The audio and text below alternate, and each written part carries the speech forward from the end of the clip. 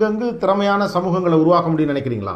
கண்டிப்பா உருவாக்க முடியும். அதுவும் நம்ம இந்தியாவோட நம்மளோட சிச்சுவேஷன்ல உருவாக்க முடியும். ஏன்னா, ஒரே ஒரு மாவட்டம் இந்தியால ஒரு ஒரு டிஸ்ட்ரிக்ட் எடுத்துக்கிட்டீங்கன்னா, இன்னைக்கு அதுல ஒரு 20 லட்சம் பேர் இருப்பாங்க. 15லேருந்து 20 லட்சம் பேராவது இருப்பாங்க. நம்மள்ட்ட ஒரு 600 டிஸ்ட்ரிக்ட் இருக்கு. 650. அதனால ஒரு 20 லட்சம், 25 லட்சம் பேர் நம்மள்ட்ட அந்த அந்த டிஸ்ட்ரிக்ட்ல இருப்பாங்க. நீங்க அதோட கம்பேர் பண்ணீங்கன்னா, ஒரு டிஸ்ட்ரிக்ட் மட்டுமே எடுத்து பார்த்தீங்கன்னா, ஒரு ஃபின்லாந்து அளவுக்கு கிட்டத்தட்ட ஒரு ஒரு சுவிட்சர்லாந்துல ஒரு பாதி பாப்புலேஷன் இருக்கு. 2 டிஸ்ட்ரிக்ட் எடுத்துக்கிட்டீங்கன்னா ஒரு சுவிட்சர்லாந்து பாப்புலேஷன் இருக்கு.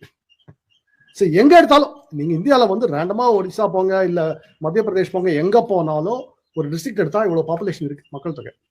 அப்ப இருக்கும்போது அந்த மக்கள் தொகை அதுல இருக்கிற குழந்தைகளை வச்சு திறமையை கொண்டு வந்து ஒரு நல்ல ஒரு பொருளாதார வாழ்வாதாரத்தை கொடுக்க முடியுமா அப்படின்னா கொடுக்க முடியும்னு எனக்கு நம்பிக்கை இருக்கு. ஸோ என்னோட குறிக்கோளே ஒரே ஒரு மாவட்டத்தை நல்லா அப்படி பண்ணி காட்டணும் அப்படிங்கிறது என்னோட ஒரு குறிக்கோள், வாழ்க்கை குறிக்கோள். ஓகே, ஒரு